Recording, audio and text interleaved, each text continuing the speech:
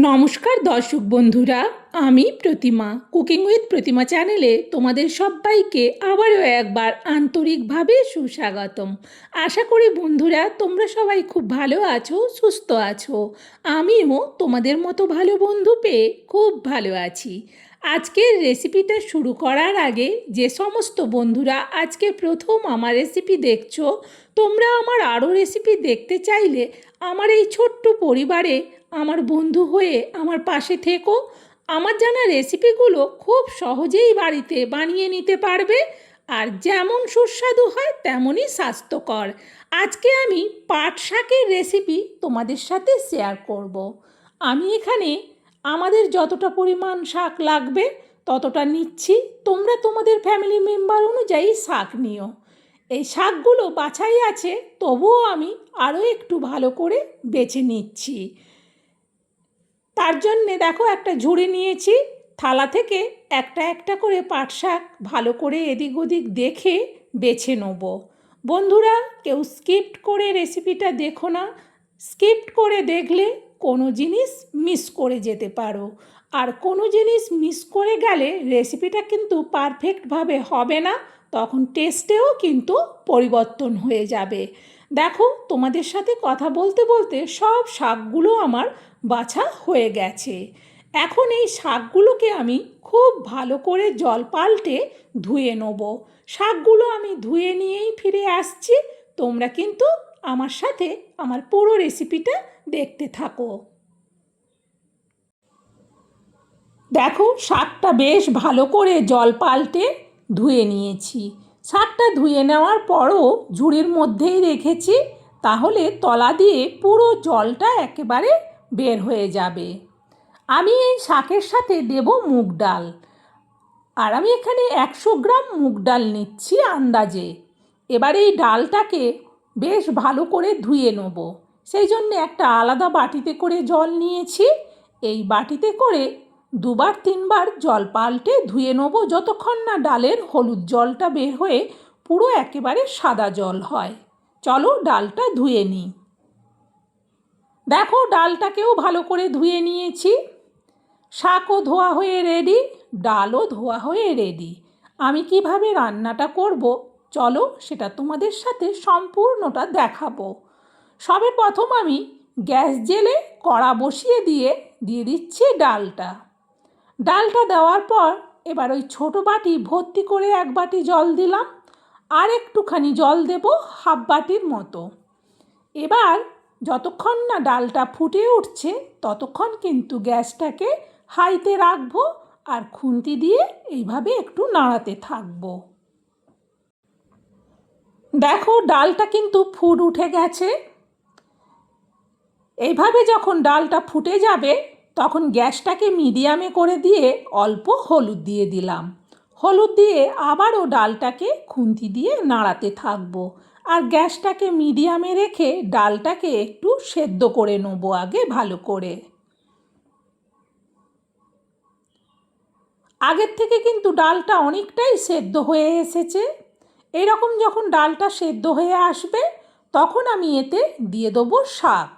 একসাথে তো সব শাকটা দিতে পারবো না, সেই জন্যে হাত দিয়ে তুলে বেশ কিছুটা শাক দিলাম। দেওয়ার পর খুন্তি দিয়ে এবার ডালের মধ্যে শাকটাকে মেশাতে থাকবো। আর শাক দেওয়ার ফলে ডালের ফুটটা কিন্তু আবার কমে গেছে, গ্যাসটাকে তাই আবার বাড়িয়ে দিয়েছি। সব শাকটা দেওয়ার পর আবারও ভালো করে খুন্তি দিয়ে নাড়াতে থাকবো। ডালটা কিন্তু আবার ফুটতে শুরু করেছে। এখন গ্যাসটাকে আবারও মিডিয়ামে করে দিলাম। প্রায় আরও 3 মিনিটের মতো আমি ডাল আর শাকটাকে এইভাবে নাড়াচ্ছিলাম। দেখো, ডালটা কিন্তু অনেকটাই সেদ্ধ হয়ে গেছে, তার সাথে শাকও কিন্তু বেশ ভালো করে সেদ্ধ হয়ে গেছে। এখন এই অবস্থায় এটাকে নাবিয়ে নেব। আবারও আমি কড়াটা বসিয়ে দিয়ে কড়াতে দিয়ে দিচ্ছি অল্প সরিষার তেল। খুন্তি দিয়ে এবার তেলটাকে কড়ার উপর পর্যন্ত করে নেব। ততক্ষণে তেলটা কিন্তু খুব ভালো করে গরমও হয়ে গেছে। দিয়ে দিচ্ছি এবার এতে তেজপাতা, আর দিচ্ছি অল্প গোটা জিরে, অল্প কালো জিরে, আর দিচ্ছি দুটো শুকনো লঙ্কা, মাঝখান থেকে কিন্তু একটু কেটে দিয়েছি। এখন 1 মিনিট এই লঙ্কা, তেজপাতা, জিরে আর কালো জিরেকে ভেজে নেব। সুন্দর সেন্ট বেরোচ্ছে এর থেকে। দিয়ে দিচ্ছি অল্প হিং, খুবই অল্প দিলাম।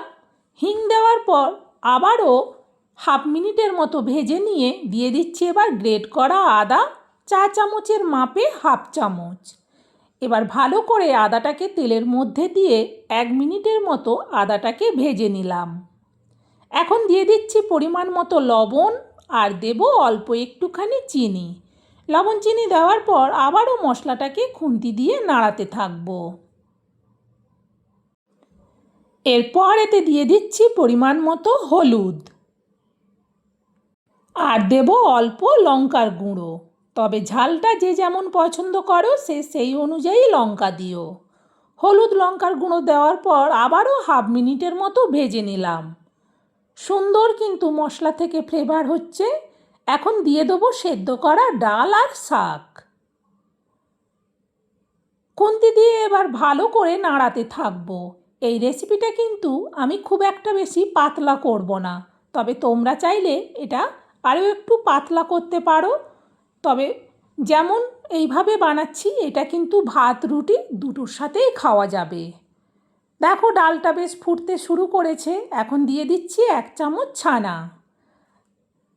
ছানাটা দেওয়ার পর খুন্তি দিয়ে ভালো করে ডাল আর শাকের সাথে মিশিয়ে নিচ্ছি।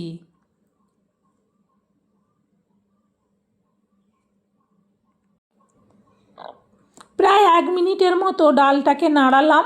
এখন দিয়ে দিচ্ছি আমি অল্প ভাজা জিরে গুঁড়ো। ভাজা জিরে গুঁড়োটা দেওয়ার পর আবারও খুন্তি দিয়ে 1/2 মিনিটের মতো ডাল আর শাকটাকে নাড়ালাম। এখন কিন্তু সম্পূর্ণ হয়ে গেছে। এবার রেসিপিটা নাবিয়ে নেব। নাবিয়ে নেওয়ার আগে দিয়ে দিচ্ছি 1/2 চামচ ঘি।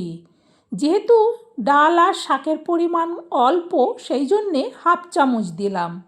কেউ যদি চাও 1 চামচও দিতে পারো, তাতে কোনো অসুবিধা নেই। তবে 1/2 চামচ দিলেও কিন্তু হয়ে যাবে। দেখো কতটা সুন্দরভাবে রেসিপিটা হয়ে গেছে।